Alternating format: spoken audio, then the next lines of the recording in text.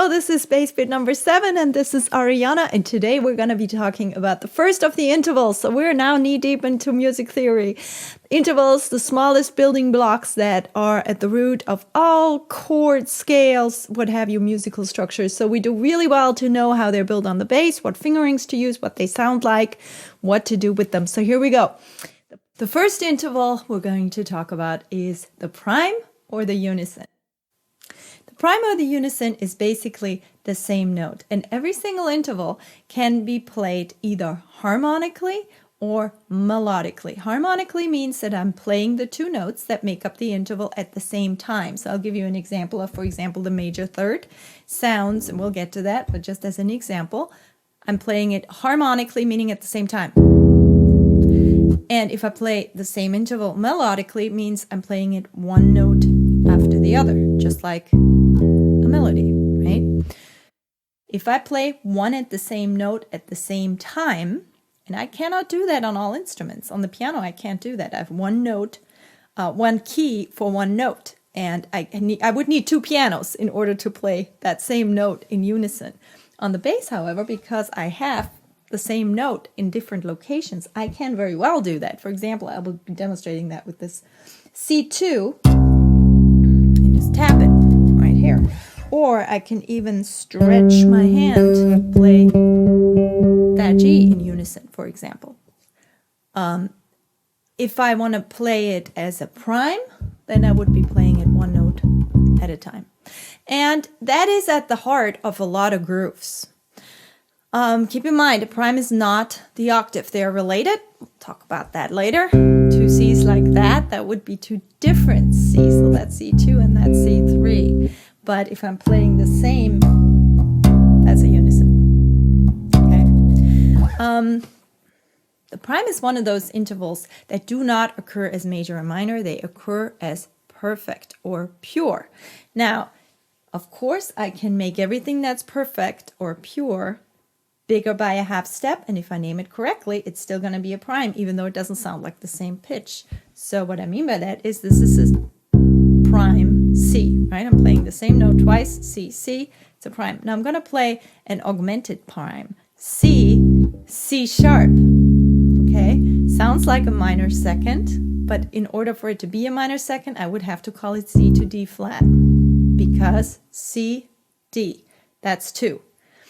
If I call it C to C sharp, then it's just C that I have in the name. Okay, so I talked about that last time. And then we have C to C flat, which of course would be the diminished prime. Not very practical, but again, one of those things that if you understand it, wrap your mind around it, then it helps you gain an understanding of how music works and how the bass works. How do you finger the prime? Well, you can play that same note with each finger. That is the illustration on page 22 that I am just demonstrating here. You can play that note with every single finger. And I would encourage you to do that. You know, just move them around, see what that feels like. And there are a few examples of grooves, and I will play them for you right now.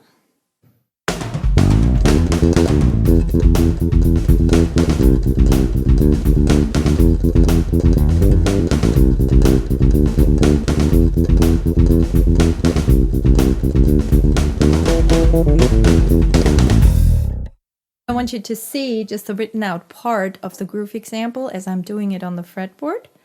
So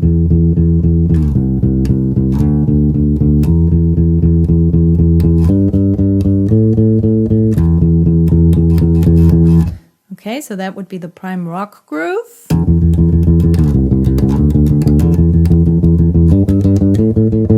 And then there's the prime horse groove, which sort of has this rhythm of the running horse. That's hence the name. That HO there in the beginning is a hammer-on. Tone production happens with the left hand.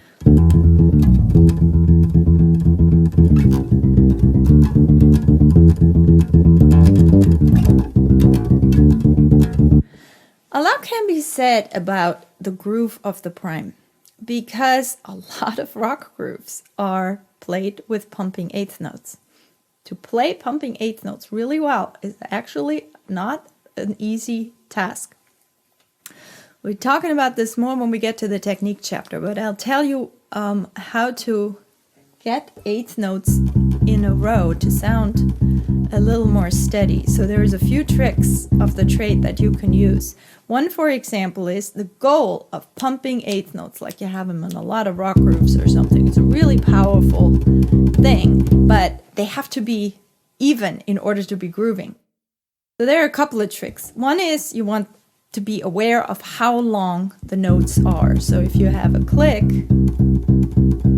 right now I'm cutting it off right in the middle. One and two, and one and two, and one and two, and one and two, and right? I'm playing it legato, like this, or cut off in the middle. And I can mute either with my left hand by lifting it slightly, or I can do the stopping with my right hand and keep the left down.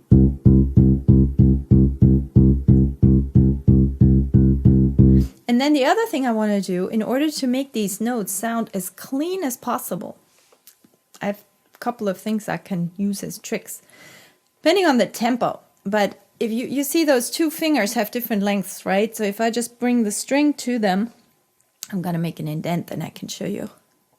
So you'll see where the indentation is, right?